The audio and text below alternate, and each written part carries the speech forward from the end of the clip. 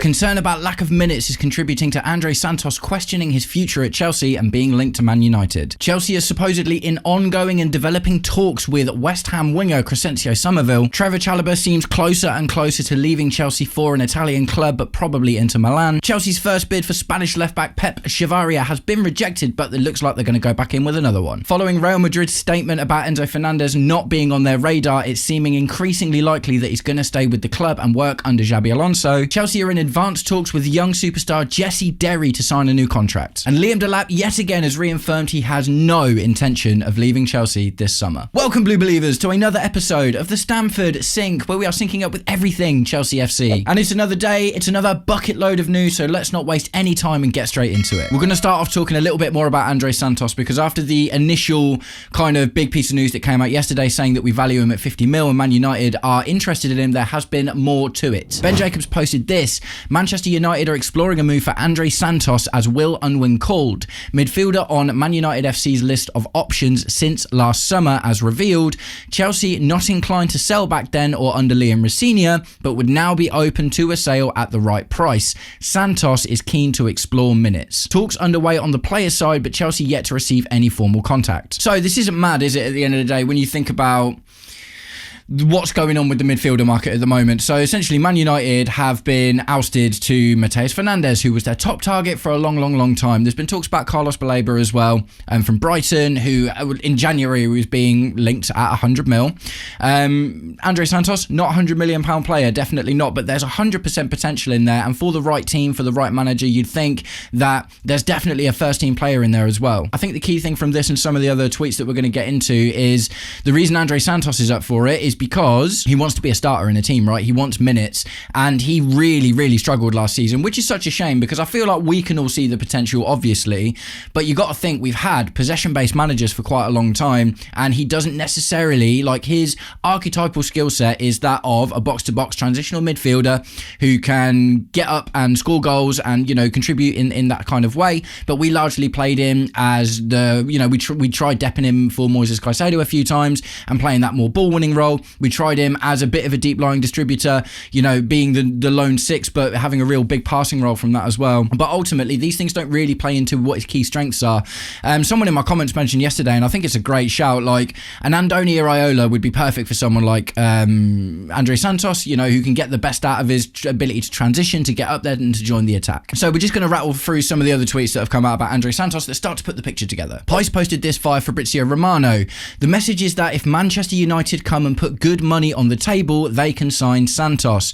They called his agent and they also discussed him with the same agents in February and March. For Alonso, he's not untouchable. So this is the interesting thing from the Fabrizio side, is that last bit for me, is that for Alonso, he's not untouchable. We've seen the list of untouchable players, right? The not for sales. It's, you know, Reece James, João Pedro, Moises Caicedo, Cole Palmer, Esteval Willian, Josh Achiampong made it onto that list as well. But it's not a massive surprise to me that Andrey Santos is not on that list, and that's because it's not because I don't think he's a good player, but I do think in general that he is kind of a mismatch for the possession-based football that we're going to be playing, and that is probably why Endo Maresca barely ever used him. Obviously Liam Rosenior really likes him, but they did, you know, it wasn't the same kind of possession game that they were playing in France, and it was easier for him to get on, you know, into transitional periods and get on the attack while he was at Strasbourg as well. But I just don't necessarily see Andrey Santos as, he's an option if you want to do something a little bit different. And the thing is, you know, we're going to get into it in a minute about some of the other players that we've got. He's also the most valuable asset out of the litany of backup midfielders that we've got. He's the most valuable asset, and he's probably going to be the easiest one to sell. But I think this one from Fabrizio Romano, like I said, was interesting because he said for Alonso, he's not untouchable. Alonso will already be, you know, I guess the reason the untouchables list came out in the first place is because at a first glance, without being able to work with the players, they were all of the ones that Alonso was like, we're keeping all these guys. These guys absolutely not going anywhere, not entertaining any bids. You know, the João Pedro to Barcelona was a really big story, but Chelsea were like, absolutely not. So we have seen some examples of Chelsea kind of putting their foot down when it comes to the untouchables, right? No one's coming in for Reece James, no one's coming in for Cole Palmer, but at the end of the day, that initial list of untouchables came out not long after Xabi Alonso had been hired. So I can only imagine everyone else is basically up for sale at the end of the day, and we are going to start finding out more because it is only 3 days until the players start training, so that's going to be really interesting. I think we're going to see a lot more developments next week, but just from the untouchable side of it, I'm not surprised that Andrey Santos is not exactly on the top of Xabi Alonso's list. So David Ornstein posted this: Manchester United exploring a deal to sign Andrey Santos from Chelsea. No club talks yet. Inquiries by multiple suitors to the 22-year-old's agents. Man United keen but will depend on price. Chelsea will not block a move if it suits all parties. So this has been a really interesting conversation, actually. I want to talk about the money a little bit because obviously the initial thing that we saw yesterday was 50 mil, right? And I'm not going to lie to you, for a player that made like 20 odd appearances and not all of them starts and didn't set the world alight last season, 50 mil is before this crazy market kicked off with Elliot Anderson and Sandro Tonali and Matheus Fernandez and all of these guys, you know, Adam Wharton being linked for 100 mil, like before this absolutely mental midfielder market happened this season. 50 mil for Santos, we'd have all been buzzing, but it's been skewed now, hasn't it, by the mentalness of the market. So I think the thing is, it's really, really difficult, right? And it's really difficult for us not to get caught up in this market because at the end of the day, we paid 22 mil for Santos when we bought him. It's been 3 years now because he did obviously the Nottingham Forest loan, year and a half at Strasbourg, and then obviously last season at Chelsea. So we've had him for at least 3 seasons now. So its book value is going to be quite low because if we amortize that over the 5 years or whatever, it's probably going to be like in and around 10 mil. So that's still 40 mil profit, which, you know, if we sell him for 50 mil, which is really good. The other interesting thing was last season, I think Bayern Munich came in with a 60 mil bid for him. But the thing about that is, yeah, you know, potentially his value has dropped now because he's played a lot less time and he hasn't performed nearly as well for Chelsea in the Premier League than he did for Strasbourg out in France. And at the end of the day, potential is so valuable, isn't it? When you're looking at a 20 to 21-year-old Andrey Santos who's just lit up Ligue 1 for a season, you're like, yeah, okay, cool, that's his worth now because of the season that he's just had, but recency bias is a thing, and unfortunately he hasn't played as well for Chelsea as he did for Strasbourg, and also was not given nearly as many opportunities either. So, look, in terms of the market before the crazy midfielder stuff, I guess that kind of makes sense to me. We've seen him in the Premier League now, and although he does look like he can be really good, he was dropped as well by Liam Rosenior. I'm pretty sure he was the one where Liam Rosenior came out and was like, not all of the players followed their tactical, what was it? I can't even remember what he said. It was something really weird, but he basically, after playing Andrey Santos in every single game for 8 games, all of a sudden completely dropped, and then we barely saw him again for the rest of the season. So all of those things kind of factor into it, don't they, at the end of the day? And, it's a weird one as well. Because it's been an extra year now, though, his book value's gone down. And even though his price has gone down, the profit is still going to be good. But then we have to sit and have the conversation about the midfielder market at the moment. The problem is, right, from our perspective now, Andrey Santos is not a hot property like Elliot Anderson, like Matheus Fernandez was being linked to Real Madrid. You know, he'd been linked to Man United for a really long time. Obviously, he's ended up going to Tottenham. Sandro Tonali has been one of the better midfielders in the Prem for a long time, and it was always going to be really expensive. And these are also guys that played for their teams last season a lot. And look, West Ham got relegated. Like, we're going to get onto Summerville in a little while as well.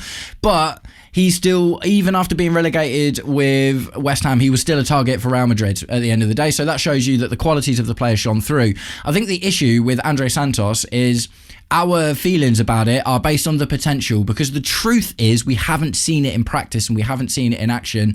So it's going to be hard to go to Man United, for instance, and say we want 75 million for him, because they will be able to just look at last season and be like, he made 20 appearances, not all of them were starts, didn't set the world alight, not much in the way of goals, not much in the way of assists, wasn't used by Enzo Maresca in the first half of the season, wasn't really used consistently by Liam Rosenior, albeit he did have that one patch.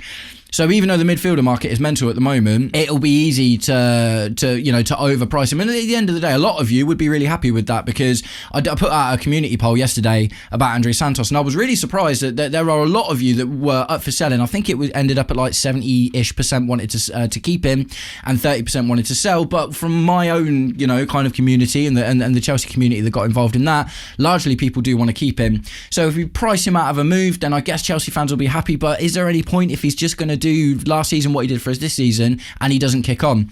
So really difficult conversation there, but there is a little bit more to get into. So Pice posted this via Kieran Gill of the Daily Mail. I thought this was an interesting one. Moises Caicedo extending has left Santos feeling more inclined to seeing if he can find a starting role elsewhere.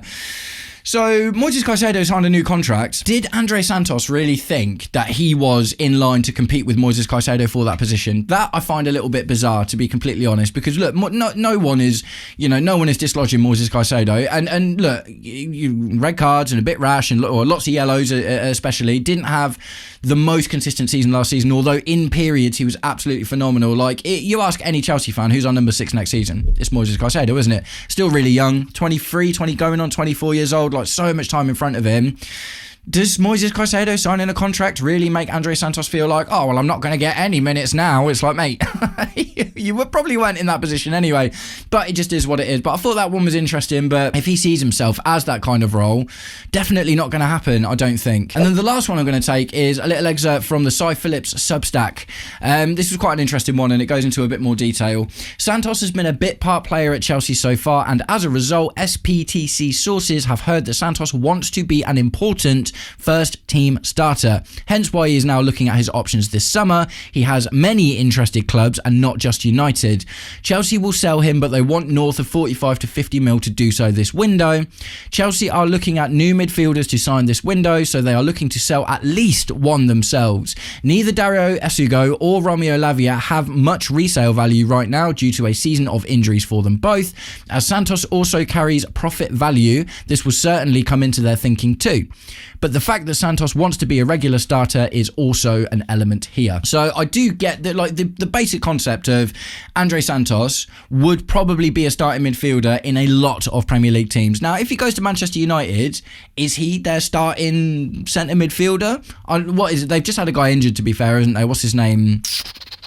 I can't remember his name, but they've got they've had a player at the World Cup who's now Ugarte. Sorry, that was it, isn't it? Ugarte is now injured for maybe the rest of the season. I'm not sure how severe it was, but I think it was severe based on what I heard. Obviously, Casemiro's gone as well, so they've got Kobbie Mainoo at the moment, who is kind of their main starter. So I guess if you think about it like that, there's opportunity in the midfield at Man United at the moment. They lost out on Mateus Fernandez. They probably don't want to pay 100 mil for Carlos Baleba, so 50 mil for an Andrey Santos maybe makes a lot of sense.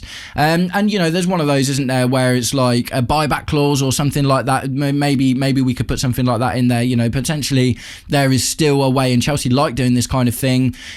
Someone mentioned, and it was interesting, someone mentioned in my comments yesterday about a sell-on clause.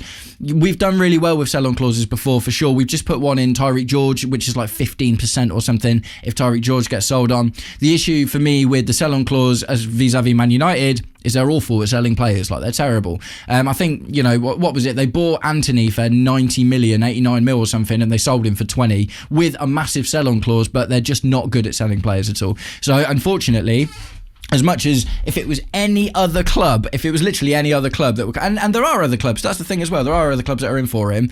If it was any other club, I'd be down for a sell-on clause, because that would be a tidy little chunk in the future to add on to it as well. But if he goes to Man United, we can't put a sell-on clause, because they'll sell him for 20 mil in 6 years' time after he hasn't played for 3. Do you know what I mean? It's just one of those, isn't it? And obviously the other really important thing here is the situation I kind of mentioned earlier with Dario Esugo and Romeo Lavia.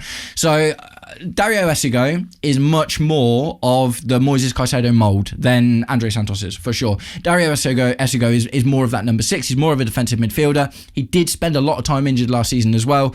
So there's 2 reasons to maybe keep Dario Esugo around. It's not a like for like, because obviously Moises Caicedo is absolutely phenomenal, but just in terms of player profile, it makes sense to play Esugo to keep the formation kind of the same and to be able to carry on playing a similar style of football against rotational opposition if we're playing Accrington Stanley in a cup or something. Do you know what I mean? You put Esugo there and you get a slightly less good version of what you get with Moises Caicedo. That makes sense.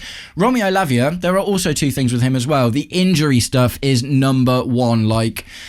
So few teams are going to be willing, unless it's for an absolute steal, which in case we spent 60 mil on him, do you know what I mean? So we'd lose loads of money. But unless it's for an absolute snip and basically cost nothing, very few teams are going to take that chance on Romeo Lavia. He's never completed 90 minutes for Chelsea. He's been with us for 2-3 seasons now, do you know what I mean? So, that makes him really difficult to sell in himself.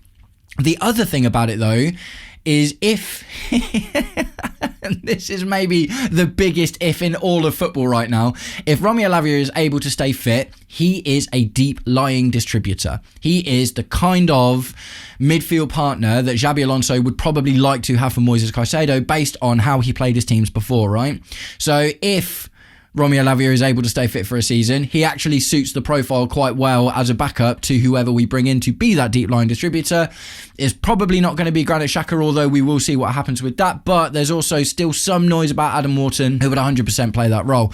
So that's why Santos is the hot property. The two reasons are stylistically, he's a box-to-box midfielder really, and in the formation that we're going to play, we're probably not going to get the best out of him there. But the other thing as well is he's just the most profitable. His book value is going to be really, really low. If we get 50 mil for him, that's 40 mil on the books, which is, more than we'll make for like selling Trevor Chalobah and stuff. So it'd be easy to be like, why aren't we just being greedy and say we want 60, 70 mil, because no one will buy him at 60, 70 mil based on his last season. That's a massive gamble to take on his last season at the end of the day, when all you're thinking about is the potential. If he'd have had a heart, if he'd have featured a lot more, even if his numbers weren't great, if he'd have featured for an entire season and been trusted, we'd probably be talking about more money. But just from the appearances, the ultimate lack of output, and him not really managing to force his way into the team on a consistent basis, 50 mil is probably in and around the sort of price we're going to pay. Look, we're going to get. But at the end of the day, if someone comes in with more for him, wicked, love that. But I've got a feeling the fact that we've come out with 50 mil, it's very rarely more than that, is it? So let me know what you think in the comments. And guys, if you've made it this far into today's episode of the Stamford Sync, please do me the distinct honour of liking and sharing the video, subscribe to the channel, or just roast me in the comments, whatever gets you through your day. Right, so next up, we're going to talk about a target that we are linked to. We talked about him a little bit last week, but there's some more information from the Cy Phillips Sportsstack, and it is Crescencio Summerville. So I got this from the Cy Phillips Sports Substack, and it says, SPTC sources have heard that Chelsea are in ongoing and developing talks with West Ham regarding potentially signing winger Crescencio Summerville this summer. The 24-year-old Dutch international is a player that Chelsea have had on their radar even before he joined West Ham, and I do remember that, we were linked to him ages ago, and they are now getting some information on the potential fee it would take to land him. Chelsea face competition for Summerville though. Should they proceed further in these talks, Manchester United and Fulham have been two clubs linked with him in recent days, but there are others on his radar as well. We've also heard that West Ham have mentioned a couple of Chelsea players they are interested in and could request a player on loan as an unofficial part of any deal for Chelsea to sign Summerville. So Summerville, it's a bit of a weird one. So we were linked with him before he went to West Ham in the first place, and he looks to be a bit more of a solid and better option than Alejandro Garnacho, for instance. Although, the output was very similar, but that was in a relegated West Ham team. What's really interesting is in 4 games, I think, for the Netherlands in the World Cup, he's got 2 goals and 2 assists. So that is some sort of indication that when provided with better quality of players around him, he's actually able to be really productive. So although we're going to take a little look at his league stats in a minute, but although his league stats weren't exactly setting the world alight, he managed to perform really well in the World Cup. And that, like I say, it's just an indication that when you're playing with top tier players around you in a very difficult competition, he's coming up with the goods, and that's really important. The other thing to bear in mind with that as well is, like I say, we will move on to the league stats in a second, but João Pedro's league stats were not exactly phenomenal either when we bought him, right? So he scored 10 goals like the season before we bought him in the Premier League, 5 of which were from open play and 5 of which were penalties. And I think he got like 4 or 5 assists, something like that. But he's massively gone on. So what I will give credit to is they identified a good profile of player without the really obvious things being there with João Pedro. I feel a little bit the same about Pep Chavarria, who we're going to look at a little bit in today's video. And, potentially it's a similar thing with Summerville. West Ham did get relegated, but they've got good players in their team. Like, you've got to look at Jarrod Bowen. Jarrod Bowen got 20 GA every season for the last 3 seasons. Then you've got Summerville, who did well, and Mateus Fernandez has just gone for huge money to Tottenham as well. So even though the team got relegated, they do still have some good players in there, and obviously it's not just, bad players equals relegation, is it? It's very much like the feeling around the club, the management, the tactics, the defence, the goalkeeper, like there's so much to it. And even though they were relegated, it doesn't necessarily mean that he was going to be a bad player, although last time we bought a player from a relegated team, it was Liam Delap, and he only scored 2 goals in 41 games. Right, so let's take a little look at Summerville's very basic stats. If we start getting linked even more, I will do one of my comparison or deep dives videos, and we'll take a real look at what he's like compared to the guys that we've got in the squad at the moment. But Crescencio Summerville has a contract with West Ham until the 30th of June 2029, but that doesn't really matter, does it? Let's be completely honest, because they've been relegated. He's a Netherlands international who's smashing it at the World Cup at the moment, 24 years old, and he'll be 25 in October, so I think that was in and around the age we got Pedro Neto. It says he's a midfielder, but we know obviously he's like a left winger kind of thing, 174 centimetres and right-footed. In the 25-26 season for West Ham, he made 34 appearances in all competitions, getting 7 goals and 3 assists. And finished well. Like, if you look at it, so that there is a trend essentially, and you know, SofaScore, where I got this from, isn't necessarily the arbiter of who's good and who's not, but the general trend you see is when someone's in the green, they had a good season. So despite getting relegated, he still managed 10 GA across the season, 7 in the Premier League, played really well in the FA Cup, 3 games, 2 goals, 1 assist. So big game player, depends who they played really, doesn't it?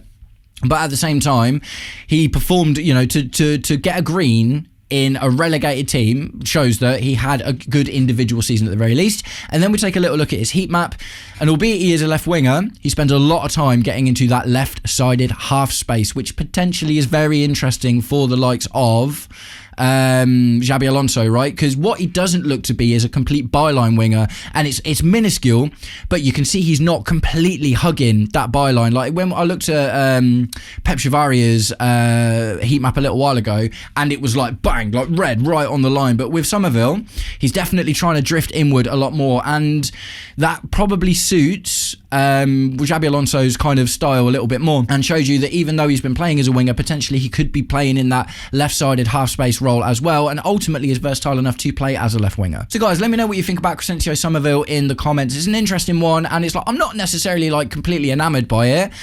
You know, the initial aesthetics of it are the fact that he got relegated with West Ham last season, but he's playing really, really well in the World Cup at the moment with the Netherlands. We were interested in him before he went to West Ham. He's probably regretting that decision, isn't he? Because as bad as we've been, at least we haven't been relegated yet. And is he a player that you think, like, it probably wouldn't be a huge amount of money because it's from a relegated team, but based on the Liam Delap saga, is this a risk that's worth taking? Let me know what you think. Right, we just got a couple of other little bits of news to wrap up with. Chelsea Dodgers posted this via Bobby Vincent. Trevor Chalobah looks likely to leave Chelsea as long as an agreement is reached. Como was the front runner, but Inter Milan are said to be in front of the race now. Chelsea could let Chalobah leave for a figure between 30 mil and 35 mil.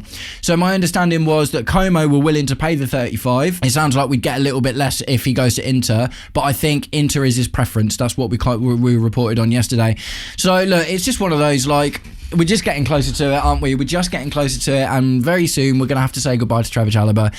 It's been, you know, I loved Trevor Chalobah. Watching him, you know, break through the academy, get into the first team, and he showed such unbelievable character to try and fight his way into the first team, despite Bluco trying to sell him for multiple summers in a row, because he's an academy product and he's pure profit, and that's all they were thinking about. And even with that, he stuck to his guns.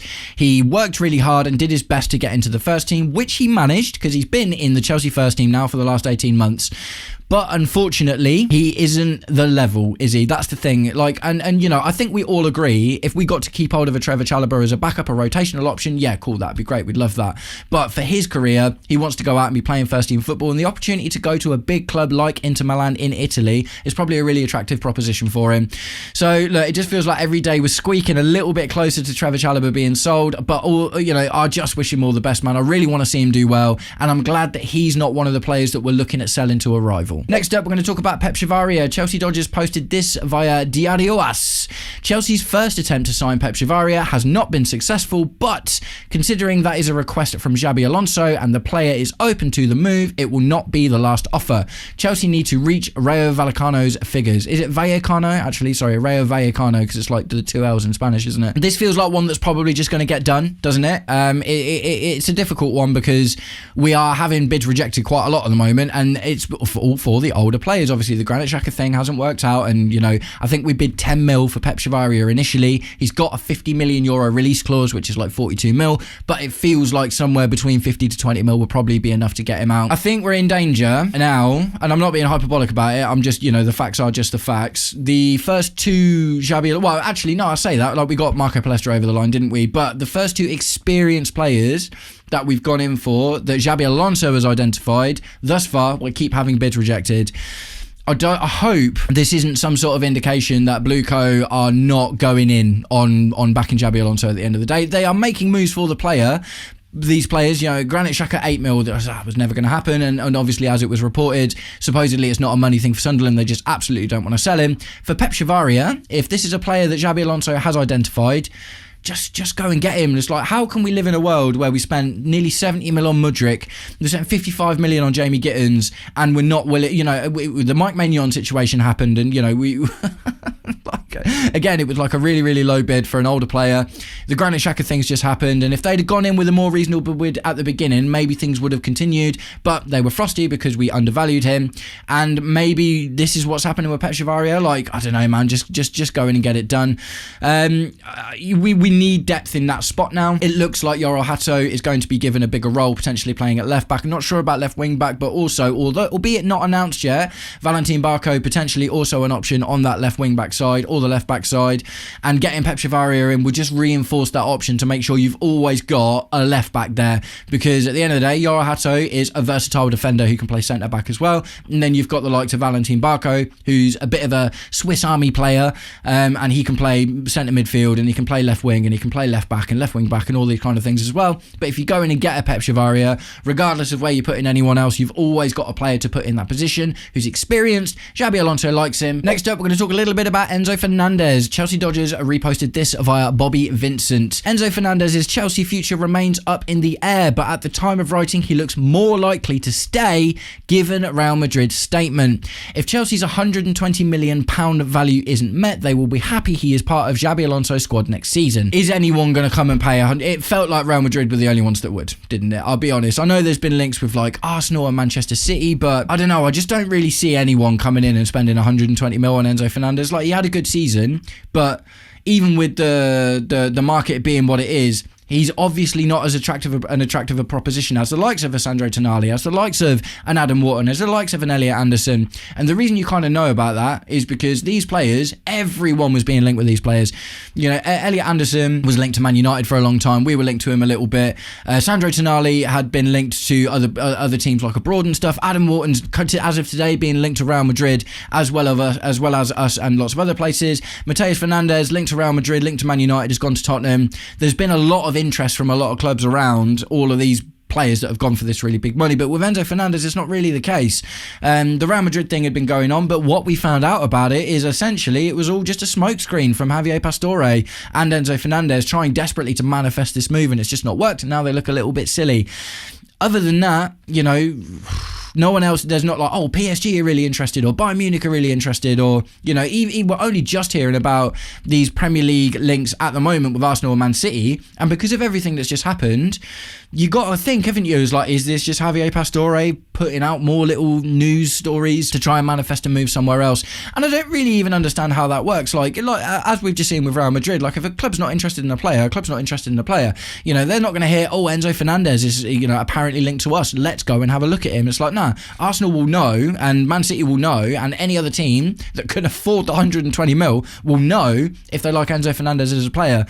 And the links don't seem to feel as natural as they have done for all of these other midfielders that are going for this massive amount of money. So the question that I have for you guys about Enzo Fernandez, if he stays in the team, where does he play? Because in terms of playing as a deep lying midfielder, he played as a number 6 for Argentina and was awful the other day. Not very good at all. When he played in a deep line position for us, generally that's when we had an inverting fullback that allowed him to push up. So, and for the latter half of the season, he was playing in the number 10. I just don't really see him as the deep line distributor number 6. I don't think he's robust enough and good enough defensively to kind of play that role. I think he's too forward thinking as well. Like, he's good at getting forward and scoring goals.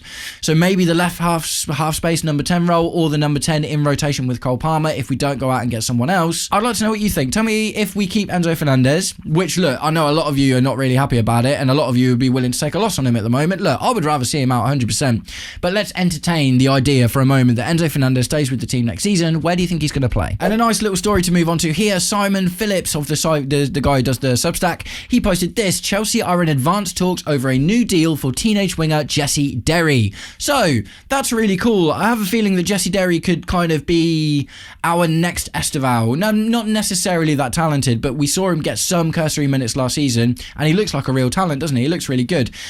So it's interesting to think that Jessy Derry, is being negotiated with for a new contract now? Is that in order to send him out on a loan, or do we keep him around and try and get him a few more minutes in rotational games next season? The left wing at the moment, we want to go out and get a left-sided attacker, and we've still got, as of right now, we've still got Garnacho and Jamie Gittins on the books, and obviously we're being linked with Summerville as well. So could that position become a little bit too congested, and would it be better to send him out on loan? But either way, the fact we're looking to tie him down to a new deal is really exciting because he looks like a wicked player. And the last news story of the day is Liam Delap. Oh, Liam. Transfer News Live posted this via Footy Insider 24/7. Liam Delap has no intention of leaving Chelsea this summer. The striker wants the opportunity to impress new head coach Xabi Alonso before making any decisions on his future. Delap is fully focused on earning his place at Stamford Bridge for the new season. So look, I rate the work ethic and the attitude at the end of the day. Like, I really, really do. Like, I love it when a player, like, look at, you know, we had the same thing with Trevor Chalobah, didn't we? Blueco were desperately trying to offload Trevor Chalobah for the pure profit for a few seasons, but Trevor Chalobah dug his heels in, said, I'm not leaving, and stayed and fought his way into the first team. Obviously, it looks like we're still going to end up selling him, but again, I respect the hustle, man. I respect the hustle, and I do respect the hustle from Liam Delap. It's difficult to look outside of recency bias with Liam Delap, isn't it? Because 2 goals in 41 appearances, is that the worst return of any Chelsea striker for the last decade, or even since the Premier League era? For that, this is something I will need to look into. But I can't think of anyone else who's been that bad. Like, even the likes of the lone strikers we got, like Higuain came and wasn't very good, and Radamel Falcao and Alexandre Pato, and all of these crazy strikers that we've gone out and got on loan, I'm still pretty sure never even had a goal return that bad. 2 goals in 41 professional games is bad, man. It's really, really bad. But the other side of the coin, to not be disingenuous to Liam Delap, a lot of our players that we have in the squad at the moment, and some of the ones that are on their way out, blossomed in their second season, right? Moises Caicedo blossomed in his second season. Marco Correa blossomed in his second season. I mean, even Levi Colwill was a lot better under Enzo Maresca than he was under Pochettino. When Pochettino was here, Pochettino played him at left back a lot as well, which was a bit weird. But maybe there's something to say that with a different manager, with a different style of football, and you look at Victor Boniface from Bayer Leverkusen, not a completely dissimilar profile from Liam Delap, actually. So the obvious thing to me feels like Liam Delap is not a good striker for a possession-based team. On the face of it, necessarily, Victor Boniface wasn't necessarily that either. He was quite a, kind of a big guy, and, not a flat-track bully like Liam Delap is, but they had some similar qualities. So there's something to say there. Xabi Alonso is coming in to create mentality monsters, and Liam Delap constantly reaffirming his wish to stay at Chelsea shows at least the mentality is there, and maybe that's something that Xabi Alonso can work with. So guys, let me know what you think about Liam Delap in the comments. Do you think that we should just sell him? Like, if a Newcastle or an Everton who have been linked with him come in with 40 mil, do we just kick him out the door, or is it worth letting him hang around and seeing if Xabi Alonso likes the look of him? Let me know what you think in the comments. So guys, that's it for today's video. They're all really long ones at the moment. There's an absolutely massive amount of news, but I want to know what you think about everything. Andrey Santos, supposedly the big part of the story is that he's worried about minutes, and he wants to go and be a first team important midfielder somewhere, whether it be Premier League, whether it be abroad, I'm not sure. But either way, it sounds like there's a lot of teams in for him. I know a lot of you are unhappy about the 50 mil thing, but personally I do just kind of get it. Like, when you look at the recency of his last season, his individual performances weren't always amazing, and there is potential there for sure, and he's still very young at only 22 years old, but I just don't think we'd manage. I don't think anyone's coming in with 60-70 mil for Andrey Santos. It's all fine and good saying look at the midfielder market, but all of the midfielders that are going are really highly coveted. At the end of the day, the people really want them, but people aren't banging down our door for Andrey Santos despite him having suitors. I think if they were high profile suitors that were willing to pay a lot of money, we'd have heard a little bit more about it by now. Crescencio Summerville, potentially talks are happening and developing according to Cy Phillips. What do you think? Is the fact that, is the relegation team thing, should we just not do it again after Liam Delap? Or the fact that he's having such a World Cup, does that actually change your mind, and is he a player that we should take a look at? Trevor Chalobah seems to be inching closer and closer to leaving. I just wish him all the best wherever he goes. Pep Chavarria, the first bid was rejected. We're going to go back in for a second one. Personally, like I say, I just hope we just get it over the line quickly and show that we're supporting Xabi Alonso. Enzo Fernandez looks likely to stay at the team at Chelsea next season, and like I said, I want you to tell me where you think he'd play. Jessy Derry getting a new contract, that's exciting. Could it be for a potential loan move? And Liam Delap has reaffirmed his desire to stay at the club. Is he worth giving that second chance? Nice one, guys. I hope you all have an absolutely wicked day, and I'll catch up with you very, very soon. Take it easy. Peace.